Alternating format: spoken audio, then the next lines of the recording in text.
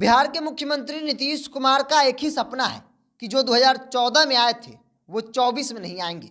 24 में नरेंद्र मोदी देश के प्रधानमंत्री नहीं बनेंगे। अब देखिए, कांग्रेस मुक्त का भारत की बात करने वाले भाजपा अब खुद दक्षिण भारत से मुक्त हो गई है। कर्नाटक विधानसभा चुनाव में ना तो प्रधानमंत्री नरेंद्र मोदी का जादू चला और ना ही दक्षिण भारत में भाजपा का विस्तार का सपना पूरा हुआ। कर्नाटक को दक्षिण का द्वार कहा जाता है। कर्नाटक ही वह राज्य है जहां दक्षिण भारत में भाजपा सरकार बना पाई है। इसके अलावा शेष किसी राज्य में भाजपा प्रभावशाली नहीं रही है। पीएम मोदी सहित भाजपा की कोशिश थी कि वह कर्नाटक की जीत हासिल दक्षिण के विस्तार की ओर तेजी से आगे बढ़े, लेकिन उनके मंसूबों को बड़ा झटका लगा है। दरअसल कर्नाटक के पड़ोसी राज्य आंध्र प्रदेश और तेलंगाना में भाजपा अपना विस्तार करना चाहती है। इसी तहत तमिलनाडु और केरल में भी पार्टी खुद को बेहतर स्थान बनाना चाह रही है, लेकिन कर्नाटक की हार से पार्टी को आने वाले समय में एक बड़ा झटका जो है वो लगा है। देखिए, नीतीश कुमार ने जिस विजन के साथ काम करना शुरू किया है, जिसमें मुख्य तौर पर यह कहा जा रहा है कि जिसमें दक्षिण भारत और उत्तर भारत में भारतीय जनता पार्टी मजबूत है, लेकिन नीतीश कुमार के अलग होने के साथ भाजपा को बड़ा झटका लगा है। वही अगर दक्षिण भारत की बात कर ली जाए तो वहां भारतीय जनता पार्टी अपना विस्तार करना चाह रही है, लेकिन कर्नाटक चुनाव परिणाम ने एक बड़ा झटका दे दिया है।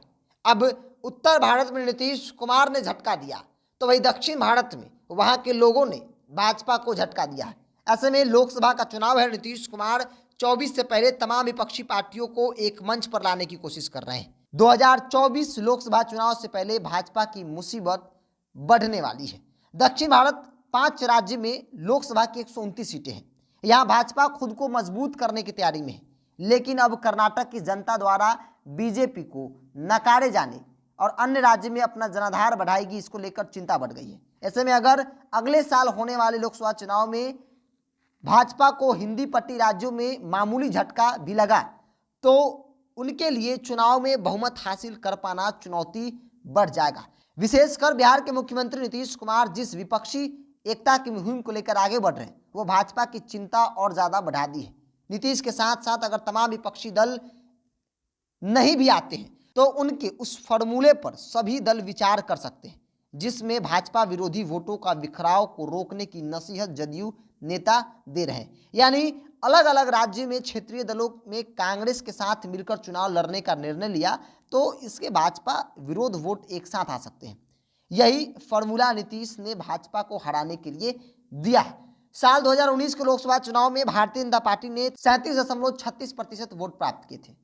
1989 में आम चुनाव के बाद किसी राजनीतिक दल द्वारा सबसे अधिक वोट शेयर था तो भाजपा 303 सीट जीतकर हासिल की थी। ऐसे में भाजपा के विरोधी में 62% से ज्यादा वोट पड़ा है।